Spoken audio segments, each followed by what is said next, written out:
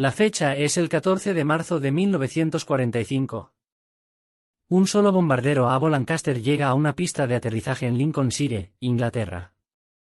Sentado tan bajo sobre su tren de aterrizaje que los equipos de tierra se preguntan si los neumáticos podrían explotar antes del despegue.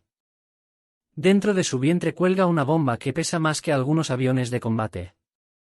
22.000 libras de acero endurecido y explosivo Torpex. El piloto, el líder del escuadrón C.C. Calder, sabe que su avión lleva un arma que 5 B-7 Flying Fortress estadounidenses no podrían levantar. Incluso si los encadenas, esto no es propaganda ni rivalidad nacional. Es pura matemática, realidad de ingeniería y una diferencia fundamental en cómo Gran Bretaña y Estados Unidos abordaron la guerra de los bombarderos en Europa. El Lancaster no solo era mejor para transportar cargas pesadas. Existía en una categoría completamente diferente de capacidad de carga útil. Cuando las tripulaciones de los bombarderos estadounidenses hablaban de las capacidades de sus aviones, medían las cargas de bombas en términos de cantidad y cobertura. El B-17G, la variante más común que sobrevoló Alemania en 1945, podía transportar un máximo de 8.000 libras de bombas en misiones de corto alcance. De manera realista, en incursiones de penetración profunda en Alemania, ese número se redujo a alrededor de 4.000 a 6.000 porque se necesitaba combustible para ir y volver. Haz los cálculos. 5 B-7 trabajando juntos podrían, en teoría, producir entre 20.000 y 30.000 ordenanzas. Pero esto es lo que las matemáticas no te dicen. Esas bombas se esparcirían en 5 aviones separados lanzados desde 5 puntos diferentes en el cielo, alcanzando 5 zonas de impacto diferentes repartidas a lo largo de cientos de pies. El Lancaster, por el contrario, podía poner 22.000 libras en un solo punto de mira. Un avión, una bomba, un objetivo. Las implicaciones de esta capacidad remodelaron lo que era posible en el bombardeo estratégico. Había estructuras en la Alemania nazi que no podían ser destruidas mediante bombardeos masivos, no porque los aliados carecieran de poder explosivo, sino porque carecían de concentración de fuerza. Corrales submarinos con techos de hormigón armado de 23 pies de espesor. Bioductos construidos por ingenieros prusianos en la década de 1840 con arcos de piedra tan enormes que habían sobrevivido a un siglo de intemperie y aún transportaban un intenso tráfico ferroviario. Fábricas subterráneas excavadas en las laderas de las montañas. Estos objetivos se reían de los bombardeos convencionales. Se podrían lanzar bombas de 1.500 libras sobre ellos y no lograr más que campos llenos de cráteres y desperdiciar vidas de tripulaciones aéreas. Aquí es donde la capacidad única del Lancaster entró en guerra. No fue diseñado para hacer lo que hicieron 5 B-17. Fue diseñado para hacer lo que los 5 B-7 no podían hacer ni siquiera en teoría. El avión podía llevar armas que infringían las reglas de lo que significaba el bombardeo aéreo. Y en marzo de 1945 llevaba el Gran Slam, un arma tan grande que Barnes Wallace, su diseñador, la había concebido antes de que comenzara la guerra, pero no pudo construirla porque no existía ningún avión que pudiera levantarla. El Lancaster hizo posible lo imposible y, al hacerlo, cambió los últimos meses de la guerra europea en formas que las historias oficiales a menudo subestiman. Barnes Wallace no empezó con el diseño de una bomba. Comenzó con un problema que los explosivos convencionales no podían resolver. En 1939, mientras trabajaba en Bases Armstrong, Wallace se obsesionó con una pregunta que lo mantenía despierto por la noche. ¿Cómo se destruye algo que está construido para sobrevivir a golpes directos? Su respuesta puso patas arriba la teoría de los bombardeos. En lugar de intentar atravesar las defensas de un objetivo, las evitaría por completo atacando el suelo debajo de la estructura. Lo llamó el concepto de bomba sísmica y requirió repensar todo lo que las fuerzas aéreas creían saber sobre las armas explosivas. La teoría era elegante pero brutal. Lanza una bomba desde una altitud suficientemente alta, idealmente a 40.000 pies, y deja que la gravedad y la aerodinámica la conviertan en un proyectil supersónico. La bomba no explotaría al impactar. En cambio, atravesaría el suelo, la arcilla y las rocas como una bala a través del agua, excavando lo más profundo posible antes de la detonación. Cuando finalmente explotara entre 90 y 100 pies bajo tierra, la onda de choque se comportaría menos como una explosión convencional y más como un terremoto localizado. El suelo se agitaría y se ondularía. Los cimientos se agrietarían. Las estructuras diseñadas para resistir explosiones en la superficie colapsarían desde abajo porque sus diseñadores nunca imaginaron un vector de ataque viniendo desde abajo. Wallace probó su teoría en papel primero utilizando cálculos tomados de la sismología, la ingeniería minera y la balística. La bomba tendría que ser enorme, mucho más pesada que cualquier cosa que se encuentre actualmente en el arsenal aliado. Necesitaría una forma especializada, larga, aerodinámica y con una carcasa de acero endurecido diseñada para resistir fuerzas de impacto que destrozarían municiones comunes. Y, lo que es más importante, habría que llenarlo con Torpex, un compuesto explosivo británico que era un 50% más potente que el TNT y que ya había demostrado su eficacia en minas navales y cargas de profundidad. En 1941, Wallace tenía escritas sus especificaciones. La bomba pesaría 22.000 libras, mediría 26 pies de largo y requeriría un avión que aún no existía. El Ministerio del Aire británico examinó su propuesta y la archivó. No porque el concepto fuera defectuoso, sino porque en 1941 ningún bombardero aliado podía llevar un arma de 22.000 libras esterlinas. Las bombas más grandes en servicio pesaban 2.000. Los bombarderos pesados de 4 motores como el South Sterling y el Handley Page Halifax todavía estaban en desarrollo. La idea de una bomba sísmica era teóricamente fascinante pero operativamente imposible. Así que Wallace volvió a su mesa de dibujo y diseñó una versión más pequeña, el Talboy. Por 12.000 libras esterlinas, todavía era enorme para los estándares de 1942, pero estaba dentro de lo posible si se modificaba el avión adecuado. El Talboy entró en funcionamiento en junio de 1944 y demostró que la teoría de Wallace era correcta. Lanzado en el túnel ferroviario de Soma en Francia, un solo niño alto penetró 60 pies de tierra y roca antes de explotar, colapsar el túnel y atrapar a una división alemana panza que corría hacia las playas de Normandía. Ahora el Ministerio del Aire estaba interesado. Si una bomba de 12.000 libras podía hacer eso, ¿qué podría lograr una bomba de 22.000 libras? A finales de 1944, Wallace finalmente tenía su avión, el Lancaster, y la capacidad de fabricación para construir el arma que había imaginado 5 años antes. El Gran Slam ya no era teórico. Era real y aterrador. El B-7 Flying Fortress no fue un fracaso. Fue una obra maestra de la filosofía de la ingeniería estadounidense. Pero fue diseñado con un perfil de misión completamente diferente en mente. Y ese diseño lo encerró en capacidades que no podían superarse por mucho que los ingenieros quisieran ir más allá. Cuando el equipo de diseño de Boeing diseñó el B-17 a finales de la década de 1930, estaban construyendo un avión para bombardeos diurnos de precisión a gran altitud. La teoría era simple. Vuela por encima del alcance efectivo de la mayoría de las críticas. Utilice el sitio de la bomba Nordon para alcanzar objetivos industriales específicos y confíe en su potencia de fuego defensiva masiva. 13 ametralladoras Browning calibre 50 para luchar contra los interceptores. Todo lo relacionado con el diseño del B-7 cumplió esa misión.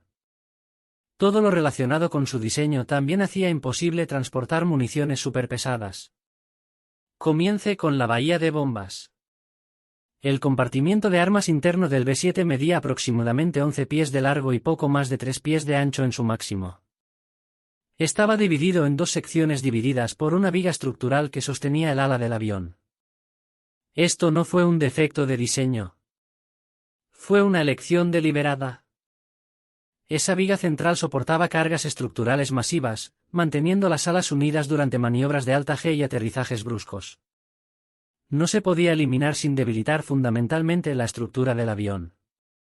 La bahía de bombas dividida funcionó perfectamente para la carga útil prevista del B-7. Bastidores de bombas de uso general de 500 o 1000 libras cuidadosamente apiladas y lanzadas en patrones. Pero creó un techo rígido sobre lo que el avión podía contener físicamente. El arma más grande que un B-7 podía llevar internamente era la bomba 2000B, e incluso eso requería retirar algunos de los soportes para bombas. Luego está el problema del peso. El B-17G tenía un peso máximo al despegue de 65.500 libras. Resta el peso del fuselaje 365 vacío y te quedarán 2020965 para combustible, tripulación, municiones y bombas. En una misión de largo alcance a Berlín o más allá, el B-7 necesitaba aproximadamente 2.800 galones de combustible, que pesa alrededor de 17.000 libras. Añade 10 miembros de tripulación con su equipo, sistemas de oxígeno y municiones para todas esas armas defensivas y, de repente, tu carga de bombas disponible se reduce drásticamente. El máximo teórico de 8.000 solo existía en el papel para misiones de corto alcance en las que se podía sacrificar combustible. En operaciones de combate reales sobre Alemania en 1944 y 1945, la mayoría de los B-7 llevaban entre 4.000 y 6.000 bombas porque cualquier cantidad más significaba que no volverías a casa.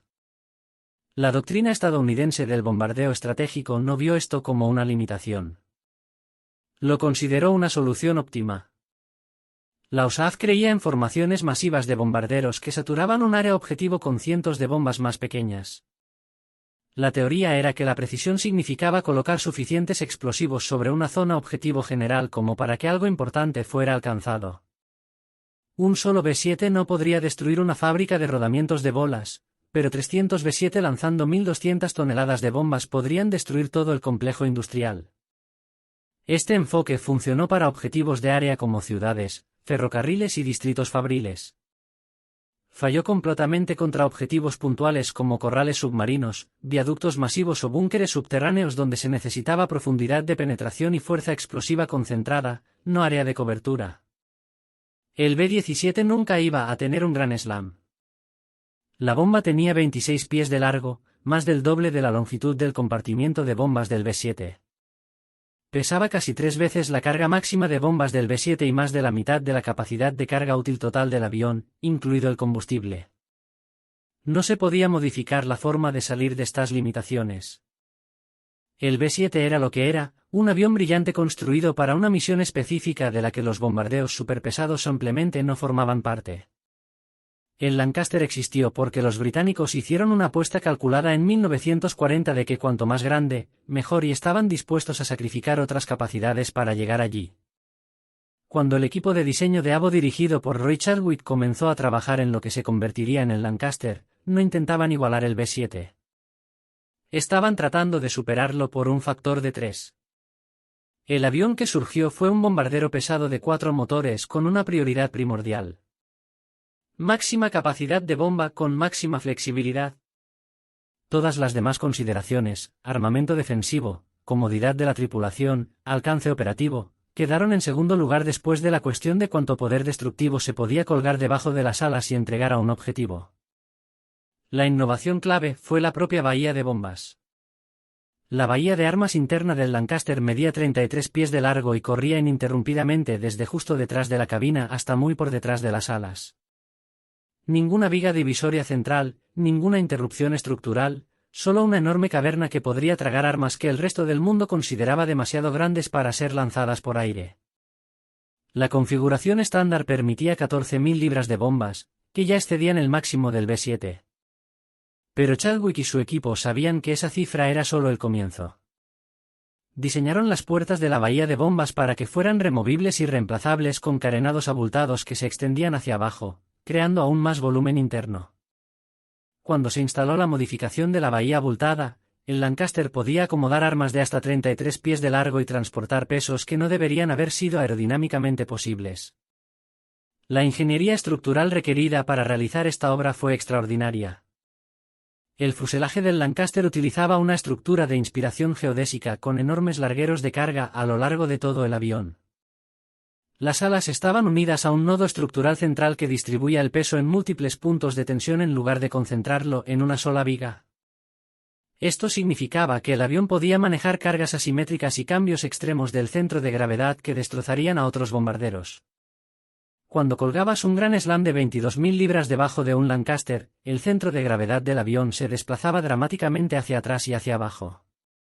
El tren de aterrizaje se comprimió bajo el peso, pero la estructura del avión se mantuvo porque fue diseñada desde el principio para manejar estos escenarios exactos. El poder era la otra pieza del rompecabezas. El Lancaster utilizó 4 motores Rolls-Royce Merlin, las mismas plantas de energía legendarias que hicieron que los cazas Spitfire tuvieran tanto éxito. En el Lancaster, eran Merlin Saxiso FE, cada uno de los cuales producía 1.280 caballos de fuerza. Combinados, esos 4 motores generaron 5,120 caballos de fuerza, suficiente para levantar un peso máximo de despegue de 72,000 libras. Cuando cargabas un Grand Slam, el Lancaster en realidad operaba con pesos que excedían las 70,000 libras, superando los límites absolutos de lo que los motores y la estructura del avión podían soportar. Las carreras de despegue se prolongaron más. La velocidad de ascenso se redujo a apenas 200 pies por minuto, pero el avión voló, y eso era lo que importaba. Las modificaciones para las operaciones de Grand Slam fueron más allá de Bombay. Los ingenieros quitaron la torreta media superior para ahorrar peso y reducir la resistencia. Quitaron el blindaje que protegía a la tripulación. Algunas misiones incluso volaron con cargas de combustible reducidas, aceptando un alcance más corto a cambio de la capacidad de transportar la enorme bomba. Estos no fueron compromisos que los estadounidenses habrían aceptado. La doctrina de la USAF enfatizaba la supervivencia de la tripulación y la capacidad defensiva, pero los británicos operaban bajo diferentes limitaciones en 1945. La guerra casi estaba ganada, pero todavía había objetivos que los bombardeos convencionales no podían alcanzar.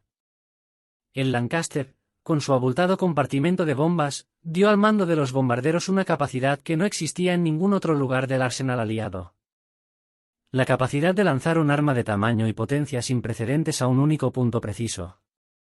En marzo de 1945, menos de 30 Lancaster habían sido modificados especialmente para llevar el Grand Slam. Operaron como parte del Escuadrón 617, los famosos Dambusters, misiones de vuelo que las tripulaciones de bombarderos regulares nunca vieron. El viaducto de Berfeld se había convertido en un símbolo de la resiliencia de la ingeniería alemana y de la frustración aliada en igual medida. Construido entre 1845 y 1847, este enorme puente ferroviario llevaba la línea ferroviaria principal entre Am y Hannover a través del valle de Hohennesbach en el noroeste de Alemania. Sus 23 arcos de piedra, cada uno de 50 pies de alto, fueron diseñados por ingenieros prusianos que construyeron estructuras que duraron siglos. En marzo de 1945, el viaducto había sobrevivido a 54 bombardeos distintos. La RAF le había arrojado más de 3.500 toneladas de bombas convencionales.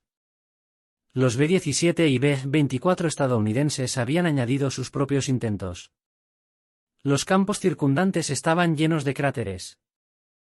Algunos tramos de la vía habían sido golpeados y reparados decenas de veces.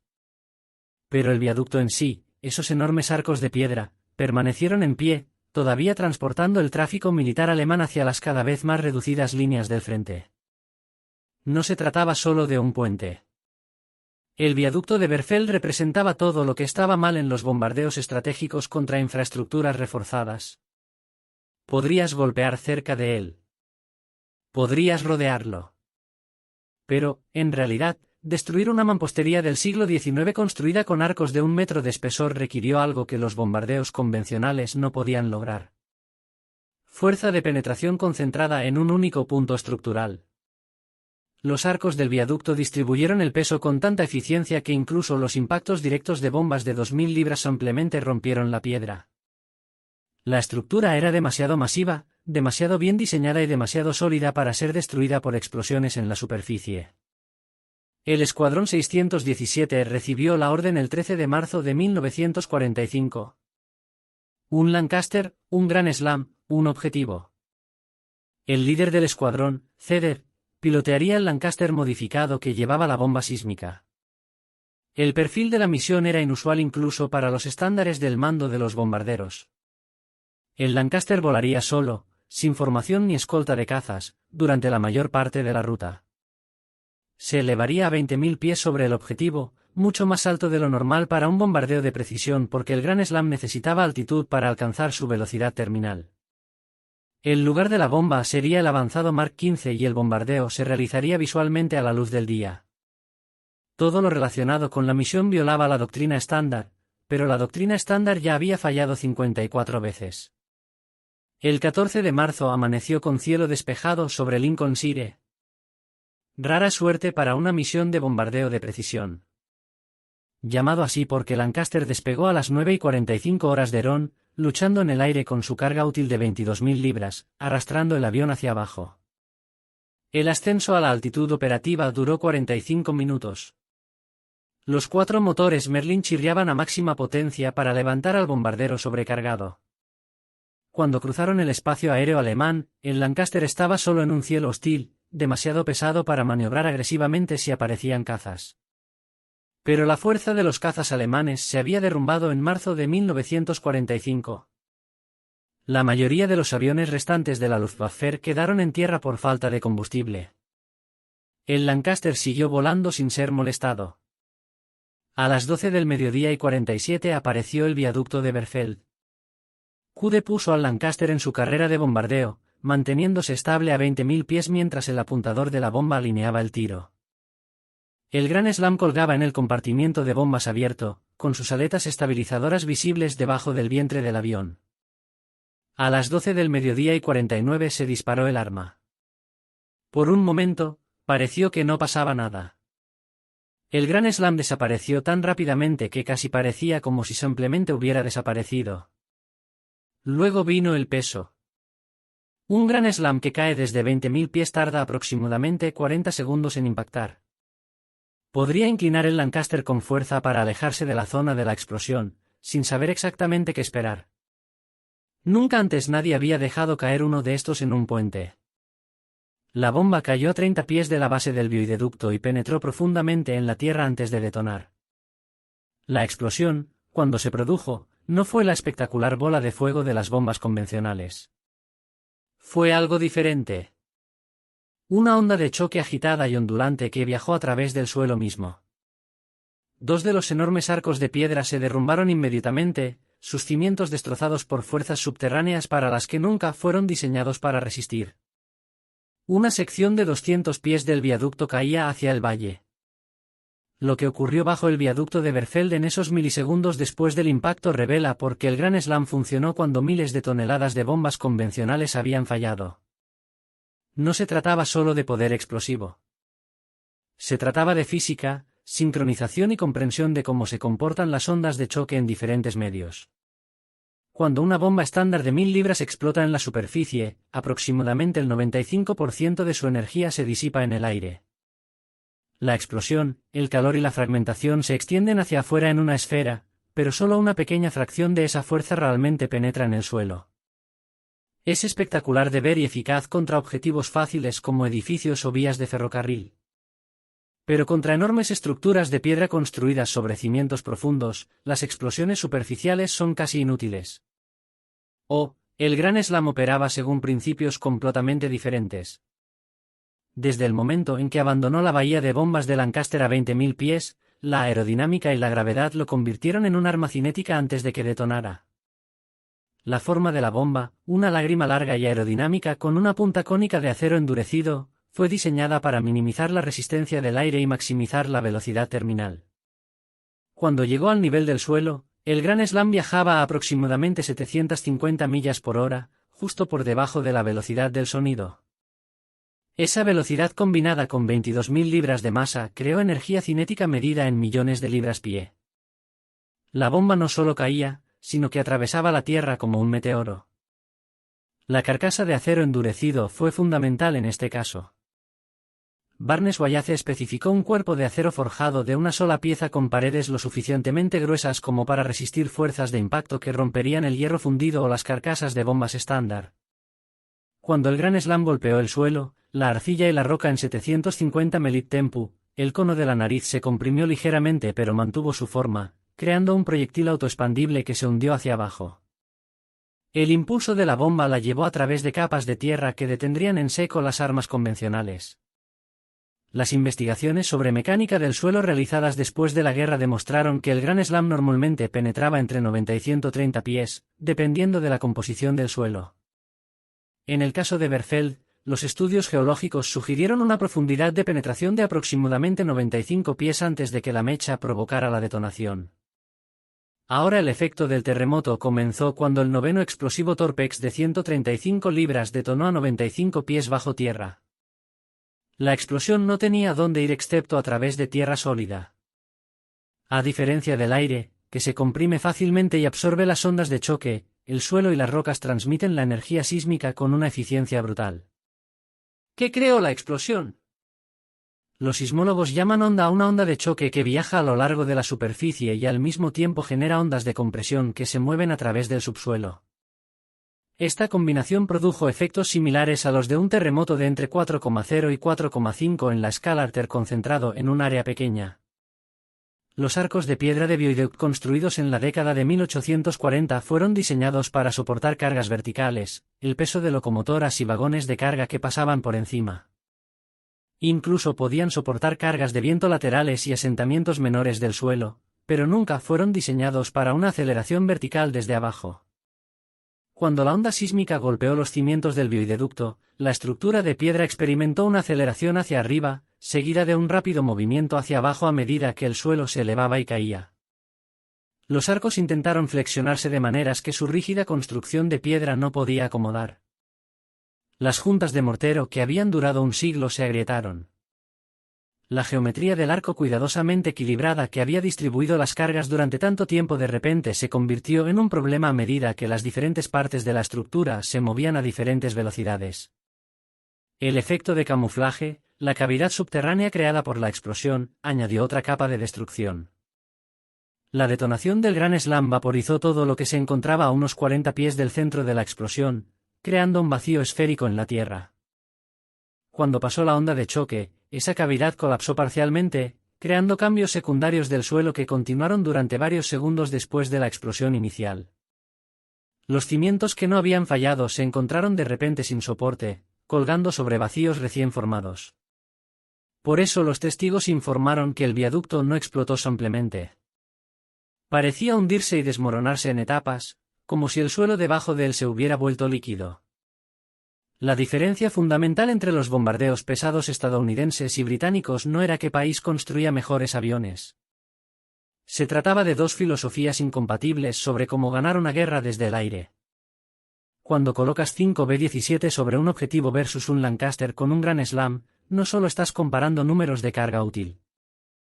Estás comparando dos teorías diferentes de destrucción, dos enfoques diferentes del riesgo y la concentración de fuerza, y dos respuestas diferentes a la pregunta de qué se suponía que debía lograr el bombardeo estratégico.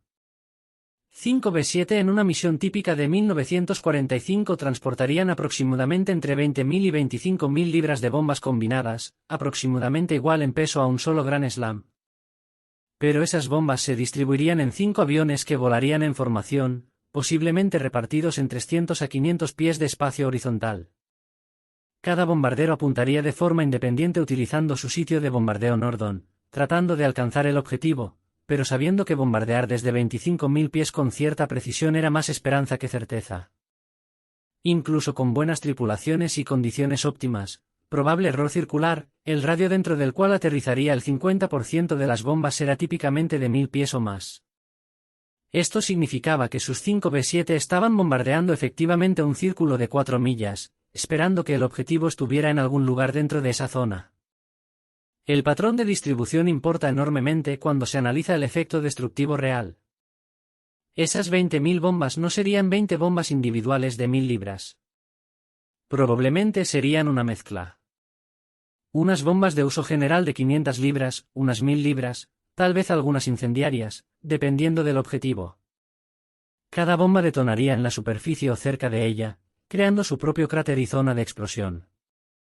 Contra objetivos fáciles como edificios de madera o estaciones de clasificación de ferrocarriles, este enfoque de saturación funcionó a la perfección.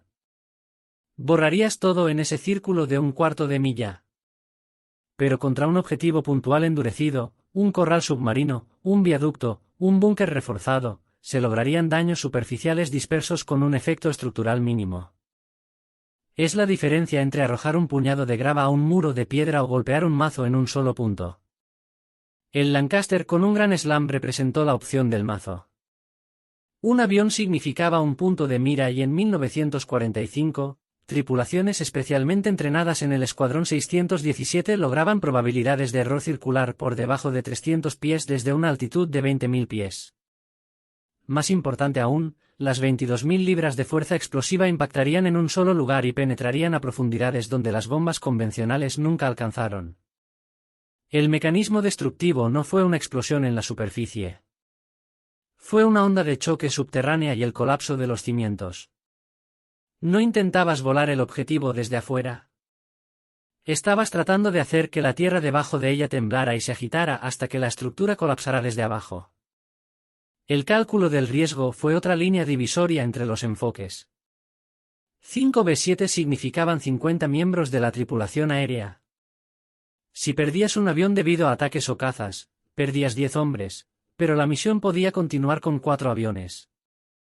La filosofía estadounidense aceptó un mayor riesgo distribuyéndolo entre más aviones y tripulaciones, apostando a que formaciones de cientos de bombarderos podrían saturar las defensas por pura cantidad. La misión del Lancaster Grand Slam puso todos los huevos en una sola canasta.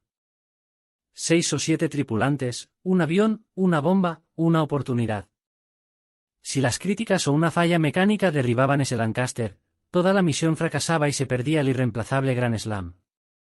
Pero en marzo de 1945, las defensas aéreas alemanas se habían derrumbado lo suficiente como para que se pudiera sobrevivir en misiones de precisión de un solo avión, y la RAF aceptó ese riesgo a cambio de la capacidad de destruir objetivos que las formaciones masivas no podían alcanzar.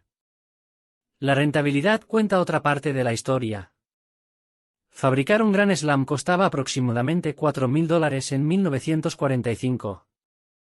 Es caro para los estándares británicos en tiempos de guerra, equivalente a varios meses de salario para un trabajador calificado. Pero compárese eso con el costo de organizar y realizar cientos de incursiones de bombarderos contra objetivos que no podrían ser destruidos por medios convencionales. El viaducto de Berfeld había sobrevivido a 54 ataques. ¿Cuántos aviones? ¿Cuántas bombas? ¿Cuántas vidas de tripulaciones aéreas se habían gastado intentando derribarlo antes de que el Grand Slam tuviera éxito en una misión? Cuando se tienen en cuenta los costos operativos, la bomba sísmica se volvió rentable precisamente porque podía lograr con un solo tipo lo que de otro modo requeriría docenas o nunca se lograría. La carrera operativa del Grand Slam fue breve. Solo se lanzaron 41 entre marzo y mayo de 1945, pero su influencia en la tecnología militar repercutió durante décadas. Cuando terminó la guerra, los equipos de inteligencia aliados se desplegaron por el territorio alemán capturado documentando los daños de las bombas. Y lo que encontraron en sitios como Berfeld, el viaducto de Ansburg y el recinto submarino de Valentine cambió fundamentalmente la forma en que los planificadores militares pensaban sobre los objetivos blindados. El concepto de bomba sísmica demostró que la profundidad de la penetración importaba más que el rendimiento explosivo de la superficie para ciertas categorías de objetivos. Esa lección no desapareció cuando los Lancaster se retiraron. Emigró al desarrollo de armas de la Guerra Fría, finalmente, a las municiones guiadas de precisión que definen el poder aéreo moderno. La Fuerza Aérea de los Estados Unidos, que se había mostrado escéptica respecto de las bombas superpesadas durante la guerra, cambió de rumbo casi inmediatamente después. En 1946, los ingenieros estadounidenses comenzaron a estudiar el diseño del Grand Slam y los informes de daños de sus misiones. El resultado fue el T-12 Cloudmaker, una bomba sísmica estadounidense de 43.600 libras que llevó el concepto aún más lejos. El T-12 nunca entró en combate. Fue desarrollado demasiado tarde para la Segunda Guerra Mundial y nunca se utilizó en Corea. Pero su existencia demostró que la doctrina militar estadounidense había absorbido las lecciones que demostró Gran Bretaña. Se necesitaban armas especializadas para objetivos especializados y, a veces, una bomba penetrante masiva valía más que 100 bombas convencionales. Las armas antibúnkeres que se volvieron críticas durante la Guerra Fría eran descendientes directas de las bombas sísmicas de Wayace. Cuando los planificadores de la OTAN observaron los reforzados búnkeres de mando y silos de misiles soviéticos, se dieron cuenta de que las bombas de hierro convencionales eran inútiles. Los soviéticos estaban construyendo instalaciones con entre 20 y 30 pies de hormigón armado por encima, a veces enterradas bajo capas adicionales de tierra y roca. La única forma de amenazar estas instalaciones era con armas de penetración profunda que pudieran atravesar la protección superior o, como en el Grand Slam, evitarla atacando a través del suelo. El destructor de búnkeres estadounidense BLU-109 introducido en la década de 1980 utilizaba una carcasa de acero endurecido y una fusión especializada para penetrar el hormigón antes de la detonación. Exactamente el enfoque del que Wayace fue pionero 40 años antes. Las municiones guiadas de precisión modernas llevaron el concepto a su conclusión lógica al combinar la capacidad de penetración con la guía GPS. El GBU-28 desarrollado durante la Guerra del Golfo de 1991 específicamente para atacar búnkeres de mando iraquíes pesaba 5.000 libras y podía penetrar más de 20 pies de concreto o 100 pies de tierra. El penetrador masivo de municiones GBU-57 desplegado en 2011 pesa 30.000 libras y está diseñado para destruir instalaciones profundamente enterradas a las que ningún arma convencional anterior podía alcanzar. Estas armas remontan su linaje directamente al Gran Slam. Se basan en el mismo principio básico que Barnes-Wallace demostró en 1945.